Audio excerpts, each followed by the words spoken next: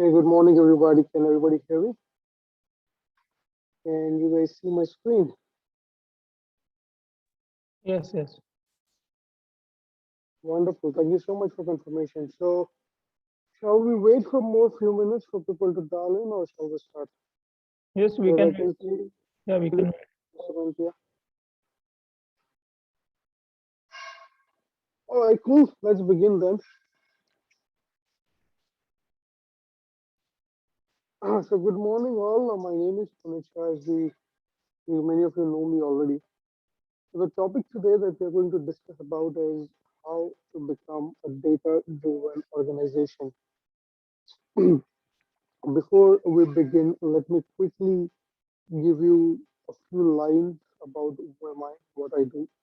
My name is Puneet. I'm based out of Pune, Maharashtra. Currently, I'm working with a company that is called as Semicon Technologies, which is a primarily BFSI technology company.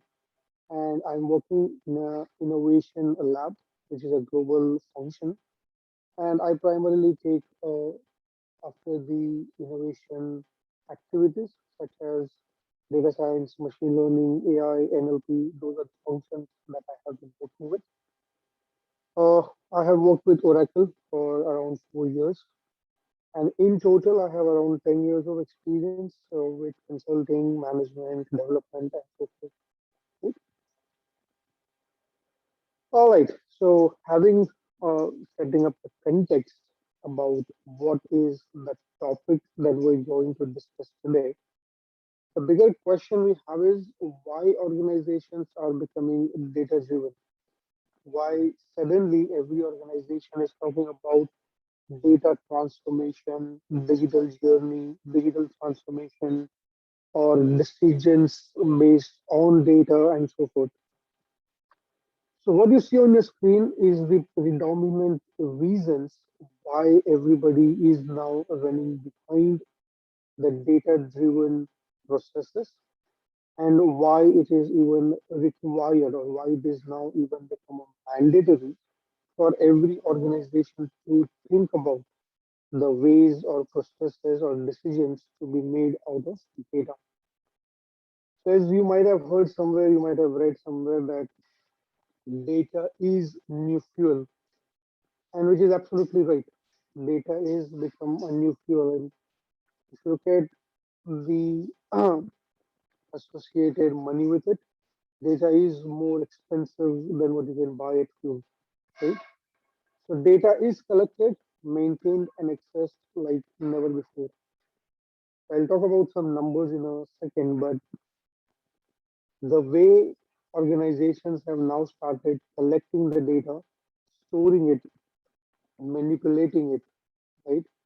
It is very, very different than what we have been doing it in last so many years. Okay. Approximately 2.5 quintillion bytes of data is created every day. Now that number is very, very, very huge. 2.5 quintillion bytes of data is generally created every day, and this is reported by the Forbes. Over the last 2 years, okay, 90% of the data in the world has generated. So it's not 2 years, I would believe it should be more than that. But the point of saying is, last few years have been the years where tremendous amount of data is generated. Now, the credit goes to a lot of factors like social media platforms, healthcare, your IoT devices, your mobile phones, your e-websites, and so many things. So these are the factors which has contributed towards generating this much amount of data. Now, when you have so much amount of data, it is quite obvious that everybody wants to leverage this data to uncover a lot of hidden values in it. And we will talk about more on it, but this is just a very large overview. According to Domo's Data Never Sleeps 5.0 report, which was published last year, below are some of the numbers which depicts the data generated in a minute or in a day. Right? Snapchat users shares 527,000 photos in a minute.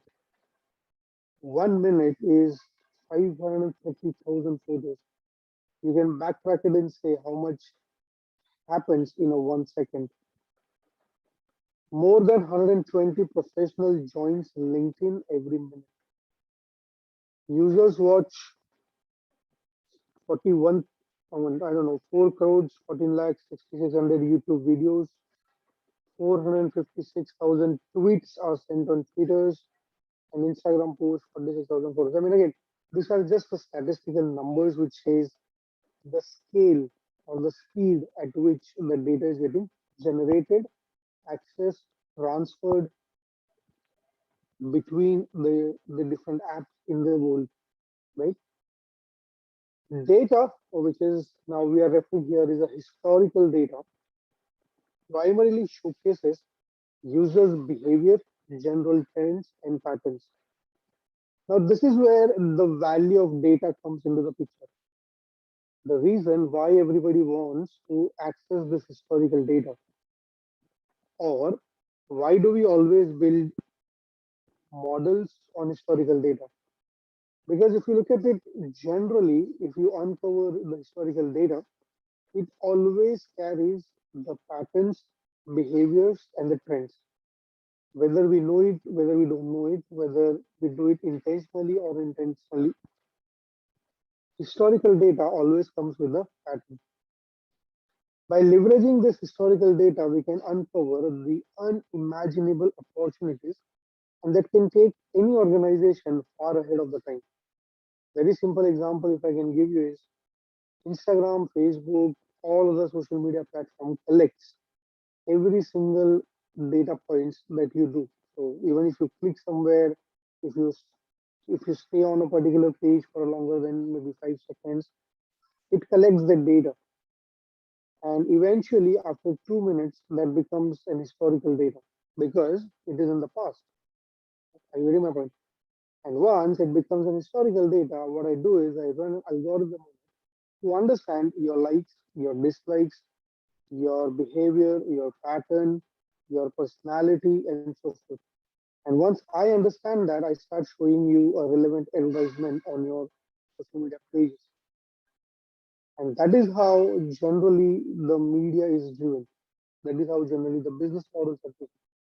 And it is not only restricted to the social media platform, but even if you go to the OTT platforms nowadays like Netflix, Amazon Prime, and so forth, the moment you stay on a particular page for longer than maybe 2 seconds or 3 seconds, they immediately start noticing that okay, you might like this page, okay, and they start collecting those historical data points.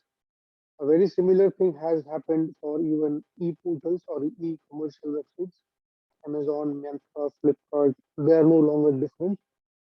You might have imagined that you get a very similar advertisement the way you wanted to see the products.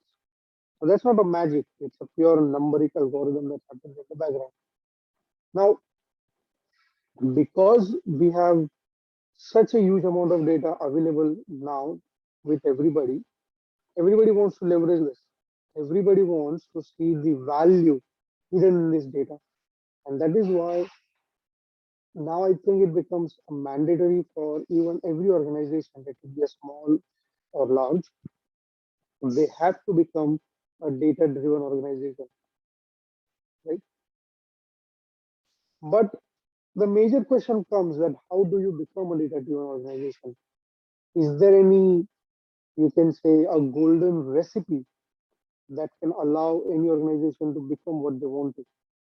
Or is there any time frame in which this can happen? Well, the ideal answer to both of the question is no. Okay, there is no fixed recipe that can help you become a data driven organization because every company is different, every sector is different, every organization is different, their DNA is different.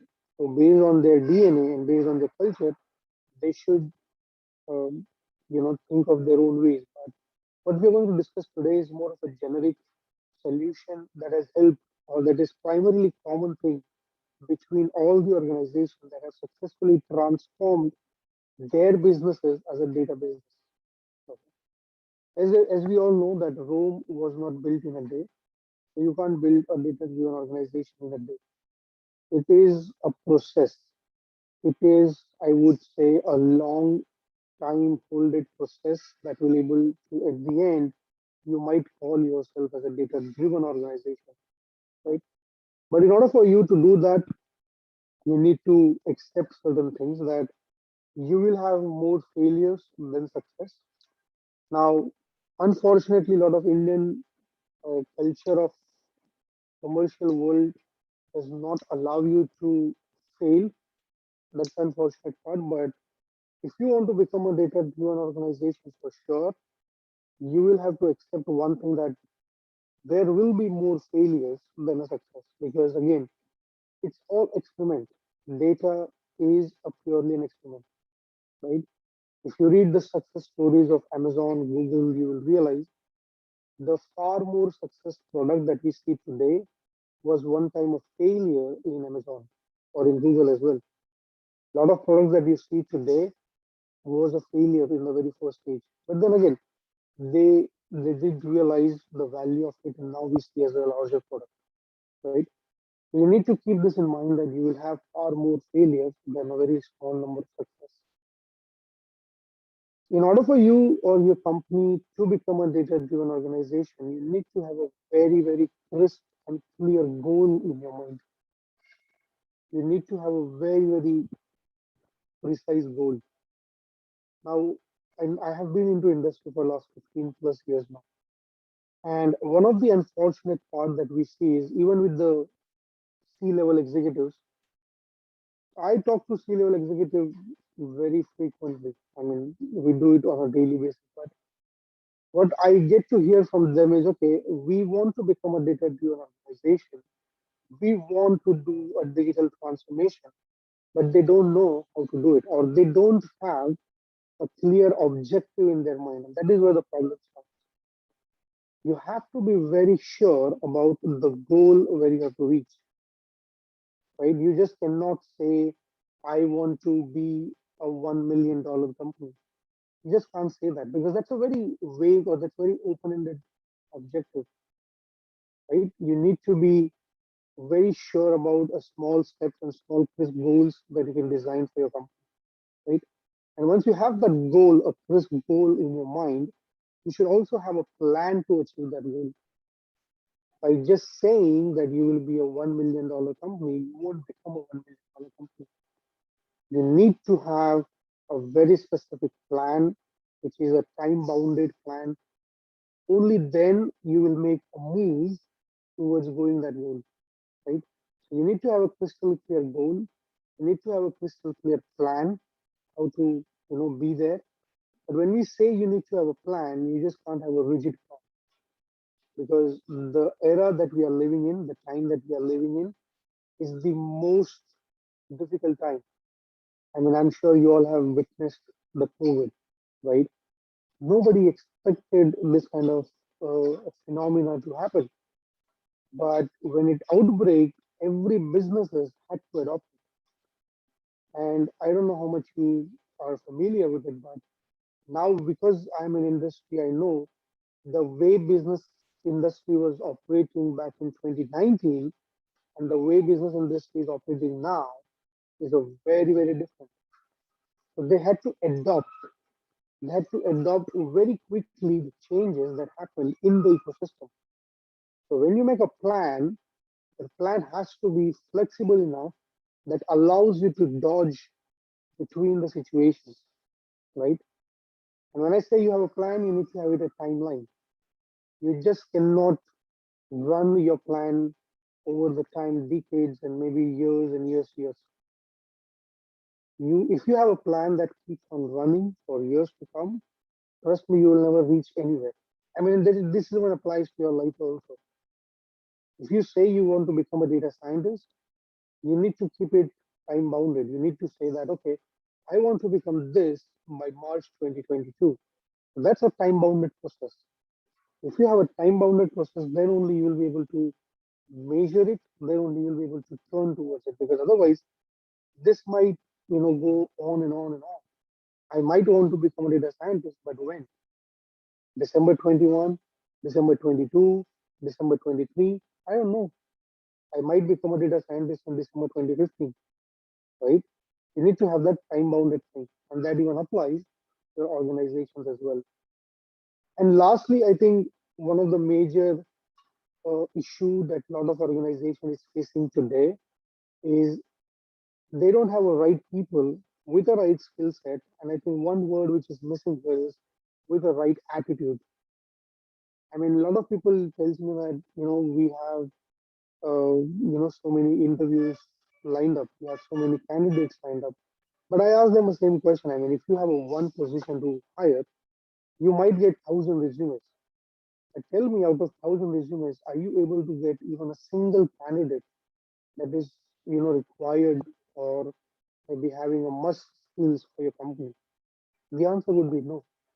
When I take interviews, around 50 interviews a week, but it's very difficult to find the right people with the right skill set and the right attitude that actually merge with the company's DNA, company's culture, and the final goal or the objective that the company wants to achieve. I think these are the elements or these are the components that actually is required for any organization to become a data driven organization. I think I cannot say when data driven, but I can say these are the elements required to at least take first steps towards becoming a data driven organization, right? Before I showcase you this very generic framework, is there any question you guys have on whatever we saw so far? Anybody with any quick question?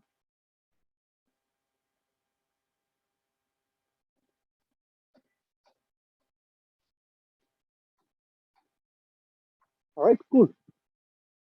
So as you said earlier, right, there is no fixed recipe on how you become a data-driven organization. But what you see on your screen right now is more of a generic approach, or I would say, which is more of a common denominator on all the organizations that actually successfully transformed themselves to a digital company or a data-driven company. We will deep dive into each one of these phases, talk more about it, take few examples, and so forth. But by and large, the very first step is you have to understand your business and you have to understand the decision making process by and large that happens across your company's functions, right? So, what is your company's business and how do you make the decisions? Second, you have to establish the performance metrics. Now, once you understand how the decisions are made, you need to understand how to measure the success and the failure of those decisions. That is where the performance metrics will come into the play. The third is you have to architect end-to-end solutions.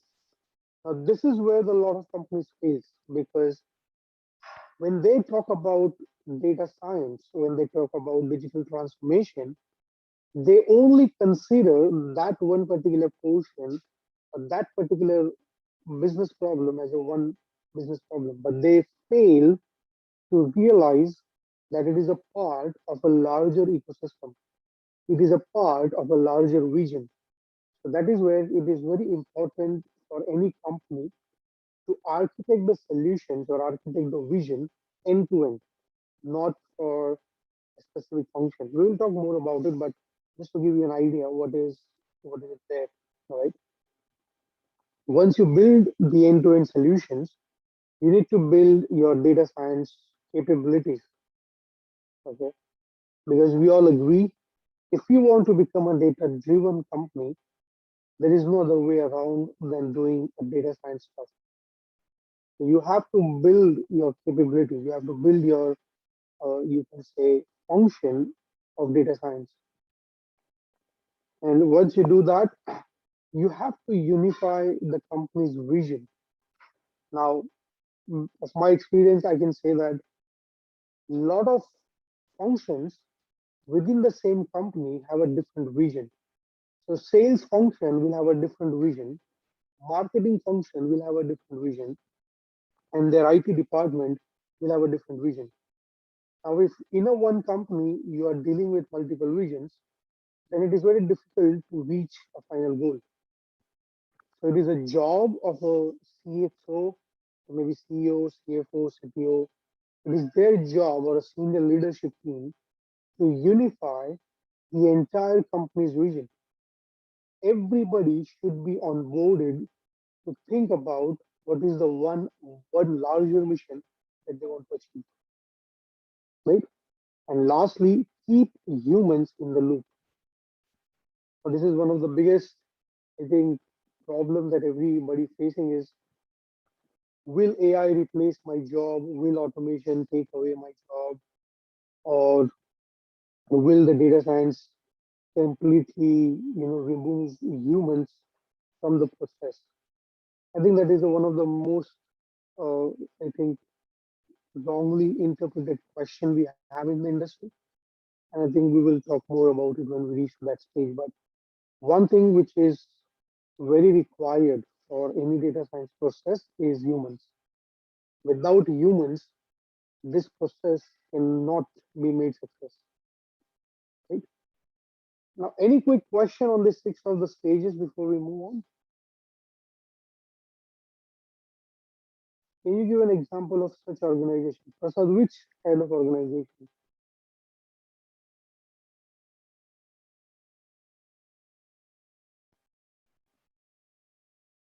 What kind of organization example should I provide? Okay, so you mean to say the organizations which have successfully transformed their way of working completely on data? Is that right? Data-driven organization.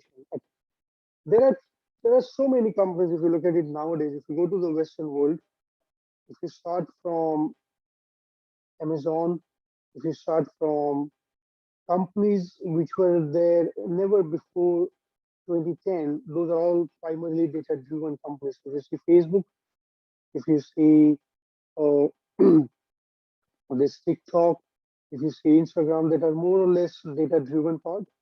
But I don't know if you know this company. If I talk about more of a commercial part of it, so there are companies which now have made products which uses this data. Okay, so Webinair is one of the companies which primarily uses your data to become or to make search engines. So primarily everything is data driven. If you look at now the larger banks, they are also trying to become a data driven, right? Where every decision is more or less taken by the data itself. But to answer your question, I think more or less the social media platforms, more or less the e-retail businesses, more or less the logistical companies, they are now largely transformed themselves into data-driven companies because they don't really work on human intuitions any longer. They really have collected so much of data that it's enough for them to make any quick decisions. I hope it gives you some idea what I'm trying to say. All right, now it's time we deep dive into each one of the sections that we talked about earlier, like this particular part. Now let's try and define each one of these stages into detail. Right? So first of all, understanding the business and decision-making process. So it is quite obvious that before you solve any problem, it is important to understand the context behind it, or it is important to understand the process behind it. So if you want to become a data-driven, you have to understand which businesses are we dealing with and how are you making those decisions. So if you ask me personally, there is actually no lack of data, but there is a lack of vision. Okay. A lot of companies you will go and speak, they will say, oh, we want to do X, Y, Z things, but we don't have a data for it.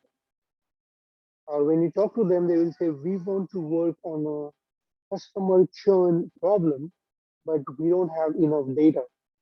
Well, I don't really believe those statements because I think there is enough data available with every organization. It is just a matter of visibility, and it is just matter of having a data lineage to understand we have enough data. It is just a matter of not having a vision to work on that data. Right? Driving transformation requires that companies have a well-defined and clearly articulated purpose and a vision what they are looking to accomplish.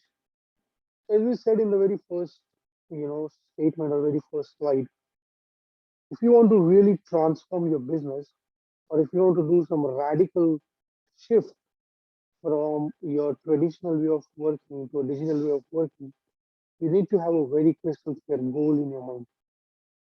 You can't just move without having a clear goal. Well defined strategies align with the business requirements. So, can a data science transform the business to drive it with a better efficiency? Are the stakeholders ready to drive this business? So, I nowadays we all know it is more of a hype. Nowadays, it is a more of lot of, I would say, unrealistic information and the realistic information in the world of data science. So, as an organization, you really have to have that distinction very clearly in your mind that what is data science and what is not data science, and the problem statement that you have in your hand, will it be really solved using a data science, or can it be solved using data engineering also, or can it be solved using simple data analytics? You really don't have to use data science for that. So this kind of problems or this kind of questions needs to be answered in the very beginning. Okay? You have to formulate the right questions before you derive your objective. Formulate the tangible questions that defines your business problem. Clear target for data science team to work for. So once you identify that yes, your business problems are eligible to be solved using data science, so you will go and you will hire a lot of data science professionals.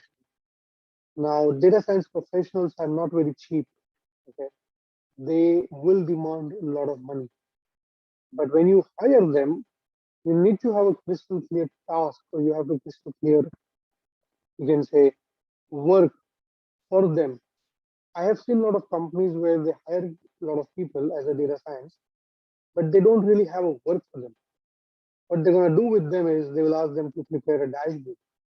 They will ask them to prepare some pipelines.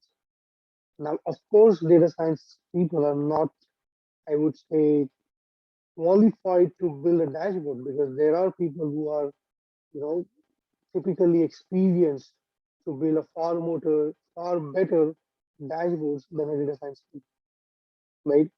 Once you hire data science professional, you need to have a very, you can say, clearly defined work for them. I have been into that situation in my past. I know exactly what I mean here. But again, my point is, if you want to become that part, you need to have a clearly defined work for data science team. Okay? Very simple example that we can take it here is start with a clearly defined problem. Okay. So imagine you are a retail company, for example, and you are experiencing a rising cost. So is your rising cost because of that you are no longer able to provide competitive prices to your customers. Now this is a business problem that costs are rising, and because of that I'm not able to provide competitive market for my customers.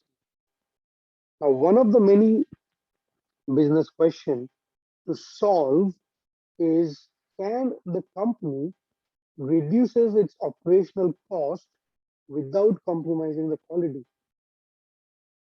Now, this example is just for you to have a clear distinction between what is a business problem, what is a smaller problem that you want to solve, and how you want to move on. So the larger business problem you have is a rising cost. That is your major problem.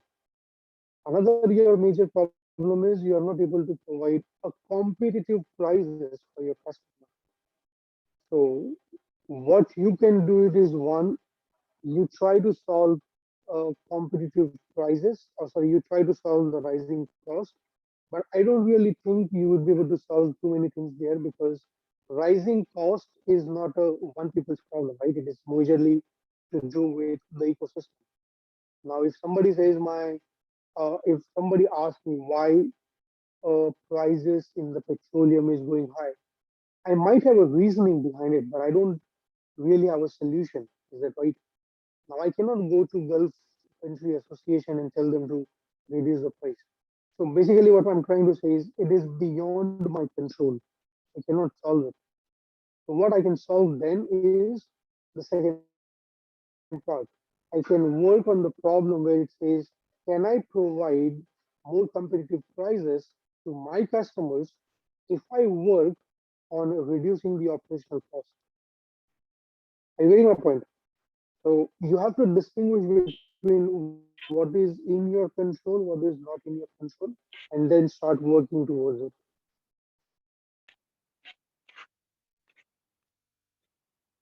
Right? Cool. So that was more of a first task that we talked about, that how do you define the businesses, how do you define the business problems, and how do you understand the decision making process. Once you do that, you have to establish performance metrics because we might know how to make the decisions, but do we know how to measure it?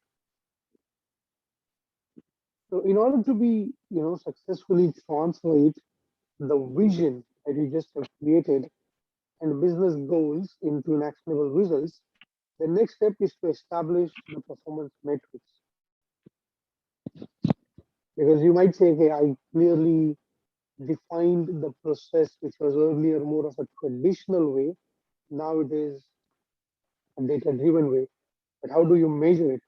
Because your investors, your stakeholders will ask you this question, that how do you measure it? What are the numbers? Right? So there the steps comes where we break down into multiple sub steps. The very first one is decide what to measure. Okay. So when you are in the process of this transformation, you also clearly write down what do you want to measure. So based on every problem statement, you have to decide what exactly is your target. Now, some of the example if you can think of is if I am working on a customer acquisition problem, or I might say that my business problem is I am paying too high money to acquire a new customer. Then I might start measuring where am I spending the money. For example, how much money do I spend on marketing? How much money do I spend on my target acquisition cost? How much money do I spend to keep that customer on board? And if I'm working on a problem statement where I'm saying customer churn problem, so maybe we're looking at a lot of customers are leaving my services. So I start measuring how much time were they in my system, how many times they contact the customer service, which services do they take from me, or how many days were they with me as a happy customer, and so forth. The point of saying is every business problem have a different measures, and every business problem will have a different criteria that you really want to capture. Okay. Once you decide what you really want to measure, the point comes to discussion how to measure it. Do you want to measure with respect to time? Do you want to measure it with respect of unit? Or do you want to measure it with the factors that actually cause this? So again, it's primarily depends upon what are you measuring it. Okay, as we have discussed in the very beginning, right? There is no fixed recipe again, but by and large, generally it is based on the problem statements you're trying to solve. Okay, and once you decide how do you want to measure it, you decide the success metrics. So how much or how many, if you is if that is your question, then more or less you're working on a regression problem in a data science. If you are capturing or if you are measuring your units or your you can say metrics in categories, right? Then you're primarily working on a classification.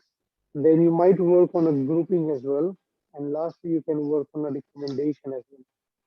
So based on what you say, based on what you capture, based on how you capture it, your data science problems are generally defined. Okay. Is there any quick question on this one before we move on?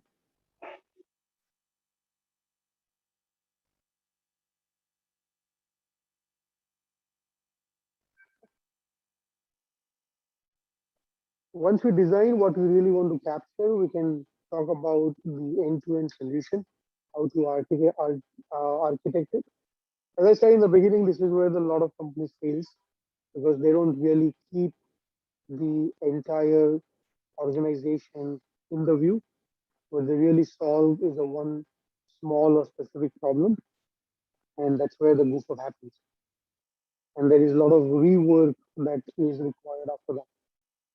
But anyways, here the organization really needs to think more organically about end-to-end data flow and architecture that will support their data science solutions.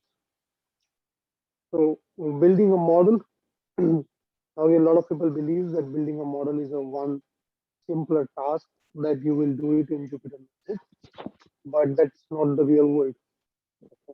Before even you reach to a stage of building a model, you really need to have, or you really need to work on the infrastructure of collecting the data, what we call them as a data pipeline. So you have to build a pipeline to collect the data from the source till the end process. Okay.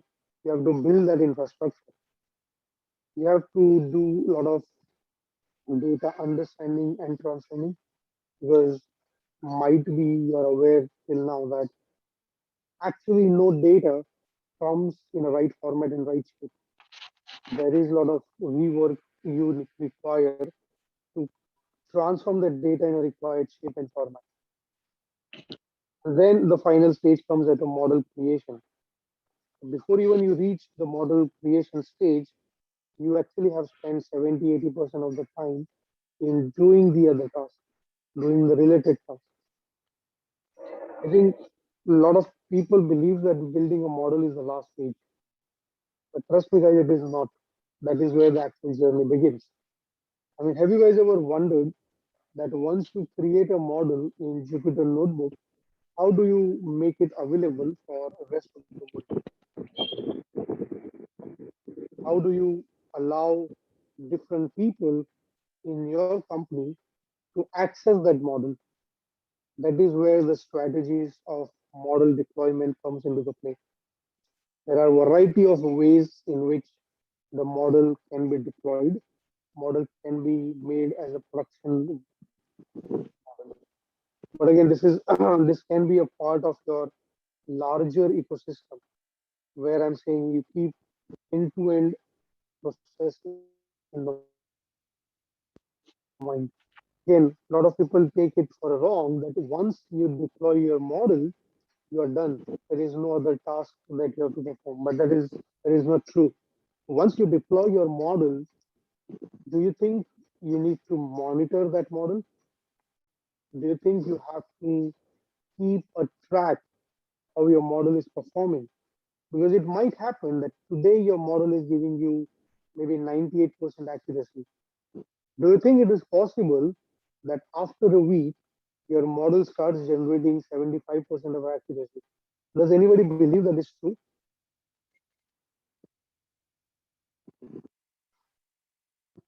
You believe it can be a possible scenario? It is indeed a possible scenario, and it can happen for a variety of reasons. Your data got changed, your model started becoming, you can say, started forgetting about the values it created in the past, and there are a variety of other reasons. Okay, but yes, it is a fair possibility that your model will start degrading in the performance. That is where you have to monitor that model all the time. You just can't deploy and run away. You need to design KPIs, you need to design metrics, you need to keep those monitors or keep those KPIs monitored all the time. The moment goes below the threshold, you have to retrain your model and you have to do other tasks. And that is very much required. That is the full life cycle of what we call of a data science. And as I said, once you build the model, the question comes, how do you deploy it? Because in order for your model to generate the business for me, it has to be in a consumable format. So my customer can access it, my different applications can access it, my services can access it, my data engines can access it, and so forth. So this is where your a global, or I would say general organization-wide deployment strategies will come into the play. Do you deploy on cloud? Were you deploying in Docker or Kubernetes? Will you deploy as a web app and so forth? And that will define how your model will be consumed by different apps. Okay. Again, any quick question on what is end-to-end solution, what is end-to-end architecture?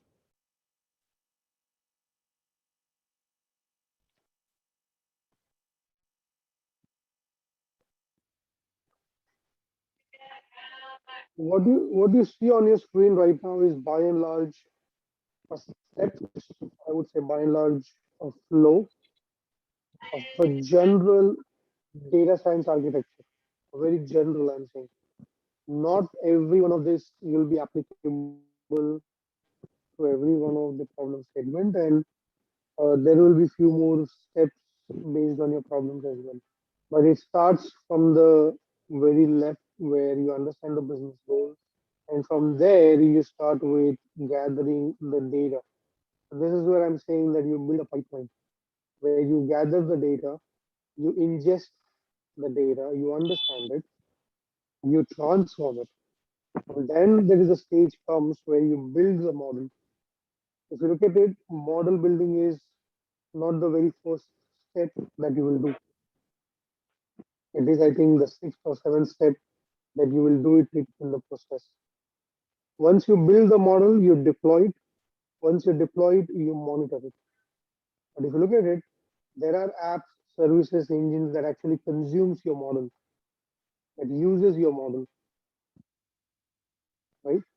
And there are a lot of loops that you see that debug, fix, enhance, right? And everything is version controlled. So you use Git primarily to store and version control your models, your model artifacts. There is a documentation that you need to do it and so forth. But look at it, this diagram for a good, give it a good view and tell me if anybody has any question in any of the boxes that is created here.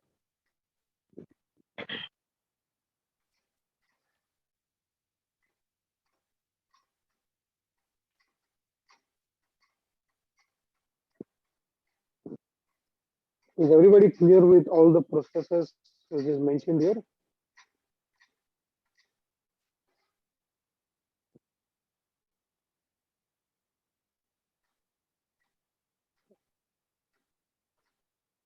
All right, then the part comes.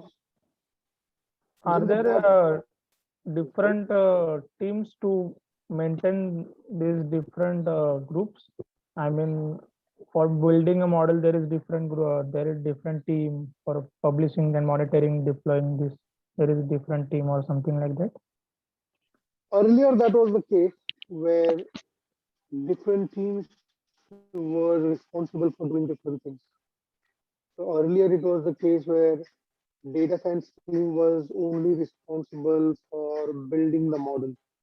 But now that is not the case. Now, as a data science function, you're responsible from building a data pipeline, and you are only responsible for deploying it.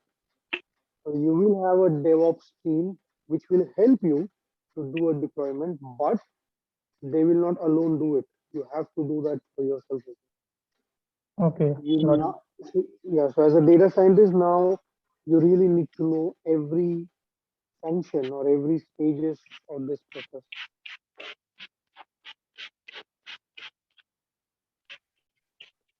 All right, then comes the part where where companies are trying to build their data science division or their data science toolbox. So always remember you can start small, right? So if you're trying to solve any business problem, you can start with a small approach in your mind, but always keep the scalability in the mind. And I think this is one of the major challenge that I see with the junior resources or the even a lot of senior resources as well. They fail to realize that their problem has to scale. Today, I'm solving the business problem maybe for 10,000 users. But what if tomorrow my business grows and it becomes maybe 15,000? Will my solution fail to solve or accommodate this newly generated users? So you need to keep this scalability in mind always. Okay. You have to make use of the expertise or the experiences you have within your company. So, I mean, if you look at it, by and large, all data science problems are very similar.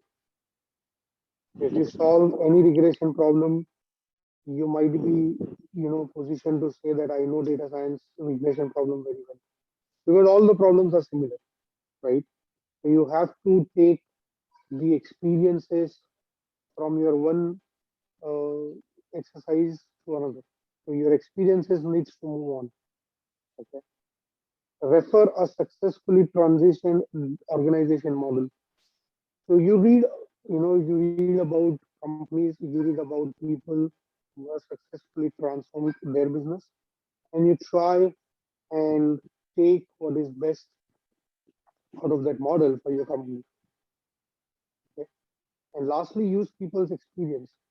If you hire a very experienced data scientist, but if you don't utilize his skill set or if you don't utilize his experience, then I think you are wasting money which you have invested in that data science, right? So the important part is you have to exercise people's experience. Okay? You have to set up systems that can check on failures.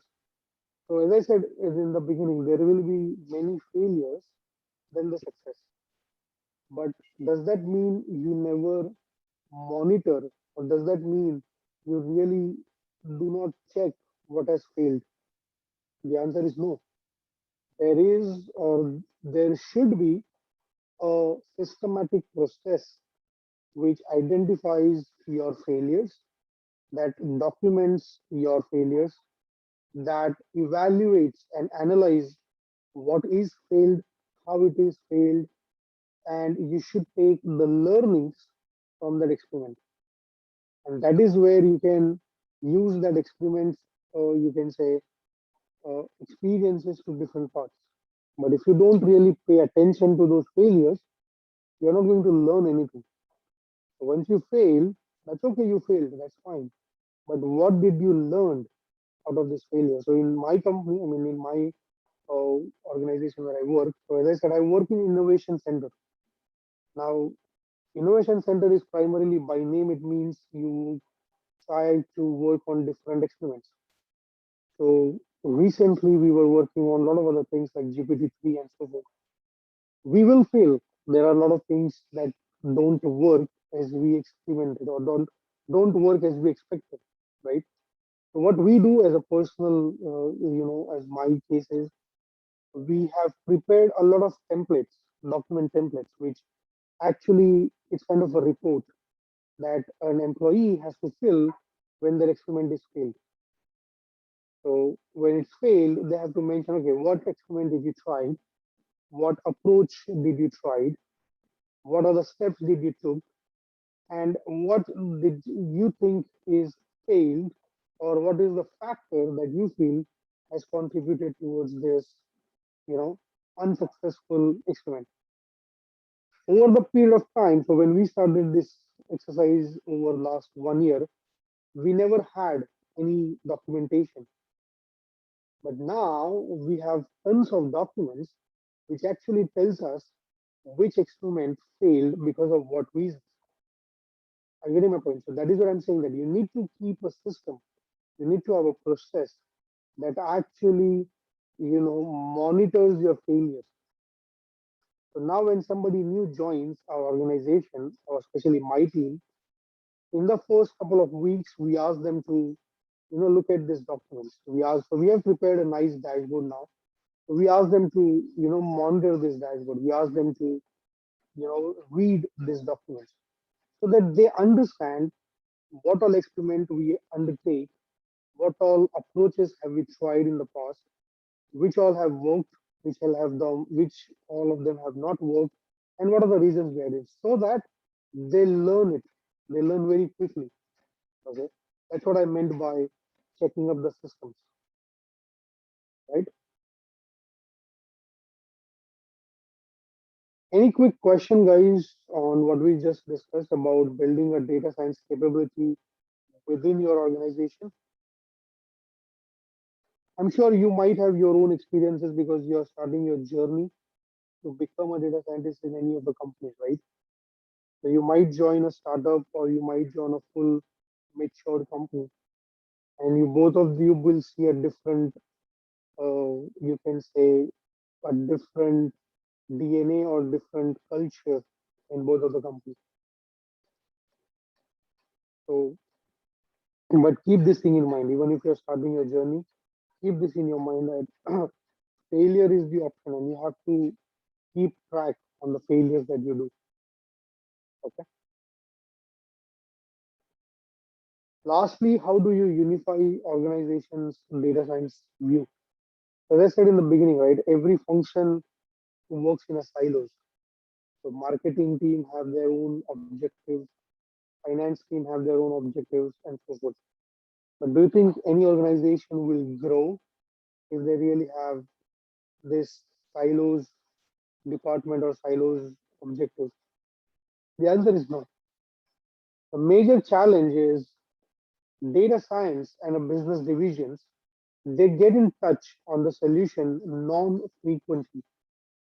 So any business problem that you try to solve have a two components. One is a business component or a domain component, and second is a technical part, that is a data science part. It is mandatory for both of these functions to come on a table and discuss things every day. That's what I have understood over the last 6 7 years. But the biggest problem right now is they don't want to come together and discuss on a table because business partners wants to stay away from the technical part. They don't want to get involved into the technical process.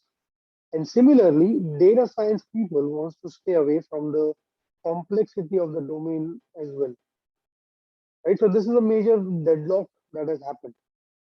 So data science people don't want to get into business because they have to learn business again. And business people don't want to get into technical part because they might fail to understand what is technicality. But because of this deadlock, it becomes very difficult for a CXO level individual to actually drill down the vision of a company. Okay, it becomes really difficult. So that is why if you are a part of a data science function, you should really make this as a practice where twice in a week or maybe once in a week, you have a larger meeting area where business people and technical people come together, they exchange ideas, they talk about approaches to solve any business problem, They talk about pros and cons of a specific method, and they also educate one another, right? So business people can educate data science team on a business side, and data science team can educate business people about certain processes, workflows, data lineage, pipelines, right? So it becomes everybody's life easier. Okay. Organizations struggle to make data science analysts and business teams speaking the same language. Again, this is kind of an extension to the point number one. And because these two teams don't speak to each other very frequently, the way of representing their understanding is very different. So business people will always come up and say the data science team is not able to articulate our understanding in the model. That is always complaint they will have. Similarly, every data science team will have a complaint saying that business team is not giving us enough data. Business team is not giving us enough requirement. That is a very common complaint both of this function will have. I have gone through this process, so I know it very surely that it happens. But I think in order to solve this deadlock or in order to solve this problem, all the teams needs to come together very frequently. They need to speak to each other.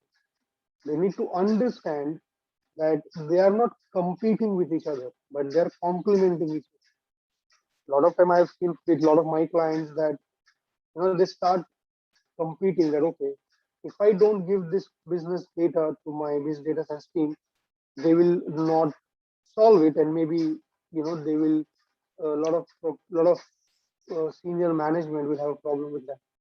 It starts competing, but I think it's wrong. You should not compete with your own division. It's more of complementing each other, because without data, no data science function will work. But without data science function, no business problems can be solved. So it's kind of a 50-50 partnership. If they both of them need each other, they just have to complement each other, right? C-level executives should take a vision and drive it through the different part of the business. So where there is a clear purpose, vision, and sponsorship, the taste of initial success or early wins spurs further experimentation and exploration, often resulting in a domino effect of positive change. So I think this is where the effective leadership is required. So your CXO individuals should come down on the floor. They should talk to the data science team frequently. He needs to understand what efforts the data science team is putting. Let it be a failure, let it be a success. Okay. But I think that is very, very important. And once you have that communication channel open, then you talk about what do you want to do, how do you want to do, what sponsorships have you got, what is your purpose, and how is your contributing towards that purpose. I think that is really important to have a psychological positive impact on the company. Let it be you're a small company, but let it be you're a small company, but still, if you see, if the CXO or the senior management is able to do that change, that positively is everything, right? Is there a quick question, guys, on what we just said right now? A very good example is, I don't know how many of you know Airbnb. Does anybody know what is Airbnb? So Airbnb is a very small company, guys. Okay, it's not a very big company, but I think the senior leadership has worked in such a great way that their small team has made such a great impact. Their business has grown, I think, 400 times in last 3 quarters. Okay. Also, I'm sure you know the Microsoft leadership team. So Satya Nadella is the now new boss of Microsoft. We all know that, right? I don't know how many of you actually know that before Satya Nadella actually took over Microsoft, Microsoft was about to go bankrupt, especially their cloud division, the Azure cloud division. Do you know that, guys, by any chance? But Microsoft was struggling a very big time to sustain their business in the cloud division. They were in a very bad situation. But again, the effect of a senior leadership played a critical role. So Satya Nadella came on board. He took over as a boss for the entire Microsoft division. And now, if you look at over the last 1.5 years, the business, or I would say the market share of Azure have gone from 6% to I think 28% now. So that's a humongous growth in the Microsoft business that they have observed. How it was possible? It was purely possible because your senior leadership is actually able to drive the common objective of the company to the last employee in the chain, right? So even if you're a junior resource, you should be very clear in what is organization's goal, what your organization wants to really do. If that is the power of, or if that is the level of clarity every organization has, then I think there will be never a problem of motivation. There will be never a problem of, having a clear visibility in terms of who is doing what and who is responsible for what.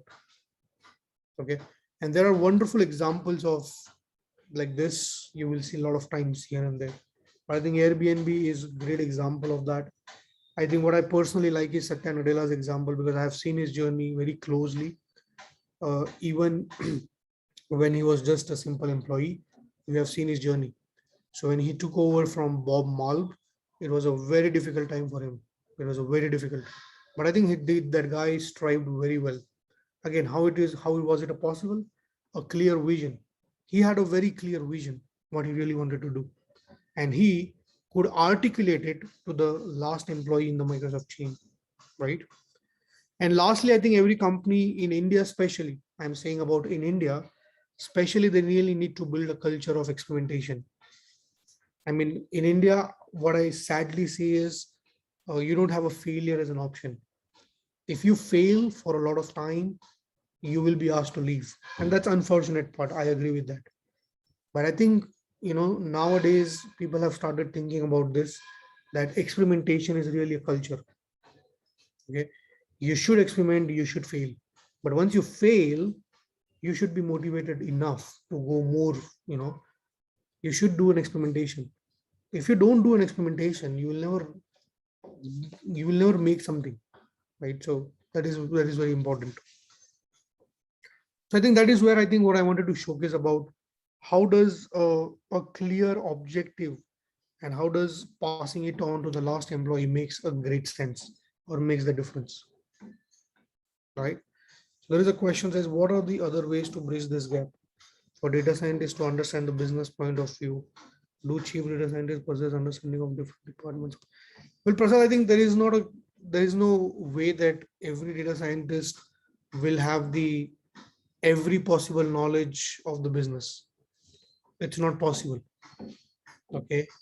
So I work in business. I mean, I work in data science division from last 7-8 years now. And I always have worked with BFSI, so banks, financial institutions. But if you ask me, do I know everything about business domain? I would say no, I really don't. Because there are so many different things in business that you possibly cannot know. And that is why you have a functions like BA, you have a functions like subject matter expert, you have a business functions like domain experts. So what you do is you sit with them, you understand the business, you understand the process. Okay. And that is where I said that you two complement each other rather than competing with each other. Because I might be incomplete without their knowledge, and maybe they are incomplete without our expertise in the technology. Okay. And as far as your question goes about how do you bridge the gap between these two, I think what I have understood over the period of time is there is no other way than a clear communication. And I think the feeling of not competing but complementing each other is the critical way.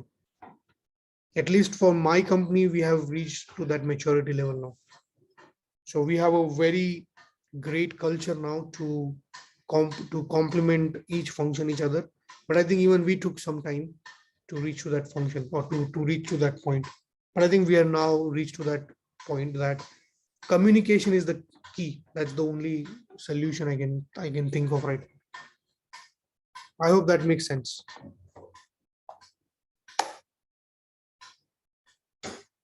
Is there any other quick question, guys, you have?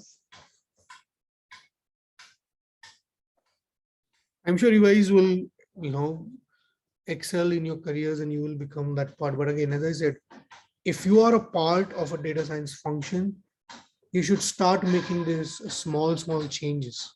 Okay. Because everything starts from a very small thing. You might not see results in a few weeks, few months, even few years, but that has a replication effect. So keep this thing in mind, right? I think the last phase that we didn't talk about is keep humans in the loop. Okay. Again, a lot of people have a lot of misconception about, machine learning will take my job, automation will replace me, and so forth. But trust me, none of this is absolutely possible without humans. So becoming a data-driven company is more about a cultural shift than a numbers. So as I was saying, right, that it is more of a cultural thinking. A lot of people, I mean, I'll give you a very simple example. Imagine you go to any bank, okay, any bank for that matter, no matter if it is a multinational bank or if it is an international bank, okay. Everywhere in this bank, people are habitual to work on Excel, right? So last 15, 20 years, they are just working on Excel, okay. So now you go there as a technical expert and you tell them, okay, apart from using an Excel, what if I give you a program, right? Or if I give you what you can say, a graphical interface, which can do this job for you. You don't really have to do your Excel part. And trust me, guys, it will take years for you to convince them that, Excel is not the only thing that you should do. You should think about other benefits of not using Excel. So my point of giving you this example is it's more of a cultural thinking. It's more of a thinking that I really need to think outside of the Excel. And then only my people will adopt to the new changes. So when a company says, I want to move out from a traditional way to the digital way, the company has to make sure that the people are ready to do that cultural shift. Apart from that, it won't never happen. It won't ever happen. Have you ever guys heard a company name called 3M? Does anybody know what is 3M, the company name? 3M is one of the most innovative company in the world, by the way, guys. Right? They make hundreds of products every year. Okay. However, their products are so unique. It's like sticky notes. Nobody ever thought of creating a sticky notes, isn't it? But they did it. And now I think it's $1 million, or I think around some $1 million industry. So this was just one of the example of the products they make. But have you ever wondered how did they reach to this situation? Have you ever read about it, that how did they land up in a situation where they could build so unique products? So one of their CEO back in 95 or 98, if I'm not wrong, they created this culture, they created this practice of, innovating at least 12 products every quarter. He started this practice that every division has to come up with the 12 unique products every quarter. Now you can imagine how much scope of experimentation and innovation you have got into yourself. A very small change he made. But now look at the replication effect. Now the products that 3M has made, it's irreplaceable, right? There's no one is thinking about those products any longer because 3M has mastered that particular market share. But again, the point I gave you that example is because that CEO, I think Michael was his name, if I'm not wrong, that CEO actually realized that if his company wants to become, more of a non-traditional company, then he has to change the culture of the company. And every smart leadership executive have understood that if you enforce something on your resources, they will never do it. But if you give them as a choice of doing it, they will do it. Okay. If you give them as a compulsion, they will never do it. But if you give them as an option to do it, they will definitely opt for it. All right. All evaluation must be done by humans. As I said, you might make a wonderful model. You might make a model that gives you maybe 100% accuracy. But tell me one thing, can you evaluate your model without human? Can you evaluate your model without human? You need a human to validate it. You need a human to check the authenticity of it.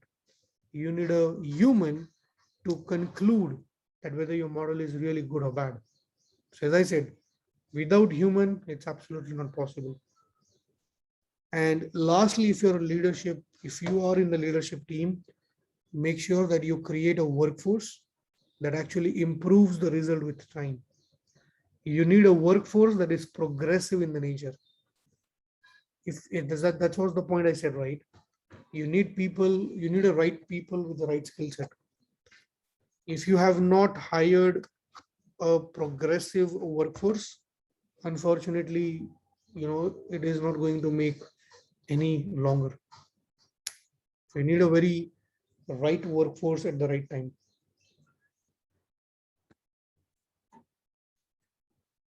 I think lastly, if you really want to exercise this thing in your company, you can, think about different business problems and different business plans that your organization can actually adopt. Right. And then maybe you can discuss it with your manager. You can discuss it with your function head and see how it goes. Right. Cool. I think I've reached to the end well before in the time. But again, is there any quick questions, concern you guys have about anything that we have witnessed today?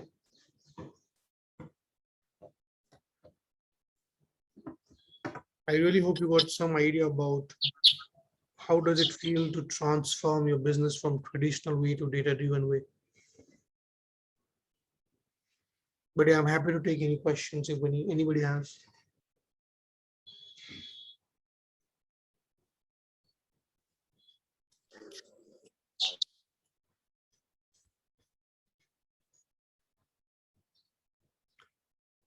All right, I see there are no questions, but again, if you have some question post this session, you know my LinkedIn ID, you can reach me out there. You can shoot a question to Varsha, she can send it to me and I can revert back. Everything is fine, no problem with that, right? Thanks, Puneet. Thank you so much for your time, guys. Have a beautiful day ahead. Take care of yourself. Thank you all. Thanks a lot, Puneet. We'll see you soon Thank you. in another session. Hello, Varsha. Hi, Prasad. I have one doubt actually. For how much the link you mentioned in mail that we have access to the videos till this month. So Mhm. we have to keep the links only, or we have to download that all the videos. So you can download the ones that you need, but sooner or later the sheet will either be consumed or whatever, and we'll get rid of it. No, So but, that way I wanted that can- whatever sessions you think you need, you can download and keep it beforehand. or I can also keep the links also, right? That links will be working. Keep the links. I would suggest you can download the ones on Vimeo. Okay. Okay. Yeah. And how much time do we have access to the portal? For the portal, I think it's still 1 year from the date of enrollment.